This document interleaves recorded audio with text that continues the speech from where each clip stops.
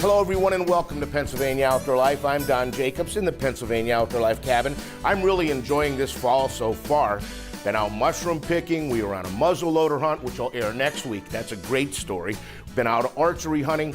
Got a lot of good stories coming your way. This part of the show, though, we're going to dedicate to the environmental awards that happen every year at this time. The Northeast Pennsylvania Environmental Partners pick the award winners. The Wildlands Conservancy from Carbon County are one of those winners. You're going to hear from Don Gorman. Wildlands Conservancy is a nonprofit land trust that works in the Lehigh Valley and Lehigh River watershed, and we've been connecting people to nature since 1973 through land protection, environmental stewardship, and education. So a lot of times people come to us with either their own property that they're interested in protecting, or they are aware of a property and would like to see it protected. That's the case with this property. We are on the 2,700 acre Penrose swamp property, soon to be called the Beaver Creek Tract. It is located in 2 counties and 6 municipalities. Wow. So both Carbon and Luzerne County, 2 municipalities in Luzerne and 4 municipalities in Carbon County. 2,700 acres is nothing to shake a stick at. It must have taken a long time to put this together. The original owner, Pasco L. Shivo, put this property together piece by piece over the course of 50 years. So he had passed away, and so we had reached out to his estate because he was known to be a philanthropist in the area, and we had heard that this is a property that he would like to see protected and open to the public.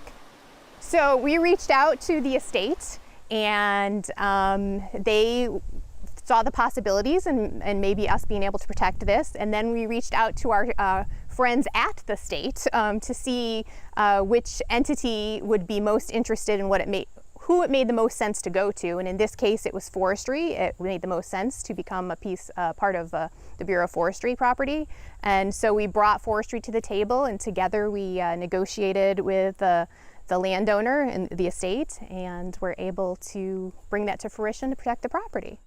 Has a natural heritage area on it, which identifies areas that are important in terms of threatened and endangered species.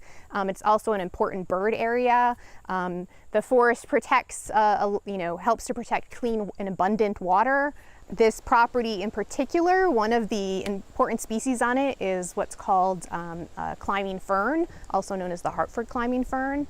And this is probably scientists have said that this could be the largest place where it's found globally. Generally, it's only found in really small patches, but on this property, it's very abundant, and probably over 100 acres worth of this fern can be found here. So Don, this is the fern you were talking about? Yes, so this is the climbing fern, and it's also known as the Hartford climbing fern because it's my understanding that it was originally identified in Connecticut, and it was actually one of the first species to ever be given endangered status under the Endangered Species Act. But it's everywhere. You could see it almost everywhere. Yes, and I've looked in to see where it's located in New York, and It's only found in very few areas and very small patches. So yeah, here it is everywhere. It's pretty amazing. And it is climbing up that stick, right? Yep, you can see it climbing up here, and then there's lots of ground cover, and in other places there's basically just fields of this fern. Now when you say endangered, is it still on the endangered species list? Not in Pennsylvania. Okay. Because of this spot right here. All right. But it is still endangered in other states. So we're standing at what looks like a wetlands, a swamp, if you will. How important is it to save these things? It's very important because, again, it ties into clean water, for hunting, fishing, drinking water in the surrounding area. And so this area feeds into this is the headwaters of the Penrose Creek, which feeds into the reservoir down the way, which then feeds into Hazel Creek. Hazel Creek and Beaver Creek are also on this property, and they both have reproducing trout populations. So it's a really neat thing to preserve. Yes. And Carl Meyer from the Bureau of Forestry agrees. Well, it's fantastic that we could all work together and put this piece of property into a holding. If you look around, we're pretty close to the city of Hazleton. It's continuously being built up, warehouses going in, and now we know that this property is going to be forever preserved it's going to be forest forever. So a big part of the Bureau of Forestry's job set is timber harvesting, sustainable timber harvesting.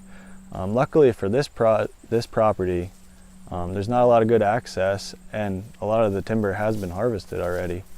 So we'll actually get to focus on producing good quality timber, good quality wildlife habitat, and managing the land for that rather than just quality timber sales. And recreation, the Bureau of Forestry loves people using their property, right? Hunting, fishing, hiking, that kind of stuff?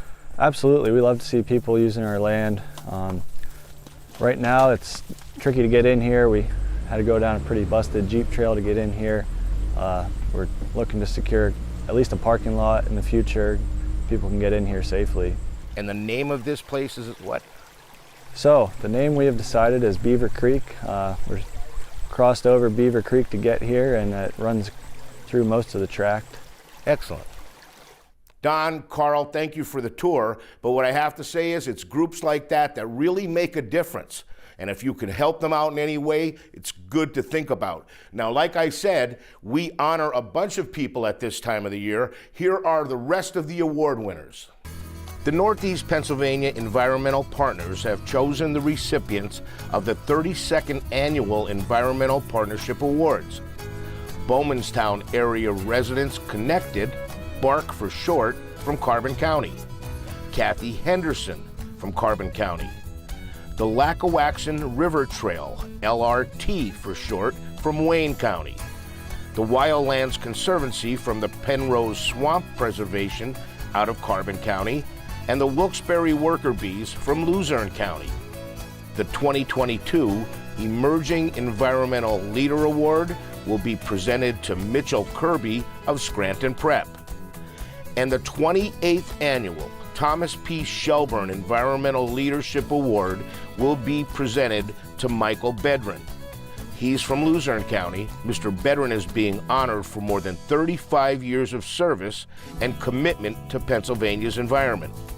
The Northeast Pennsylvania Environmental Awardees will be honored at a banquet which takes place on Thursday, November 3rd at the Woodlands Inn and Resort in Plains. You can go to pecneaawardsdinner.eventbrite.com, or you could get the information at the Pennsylvania Environmental Council homepage at pecpa.org.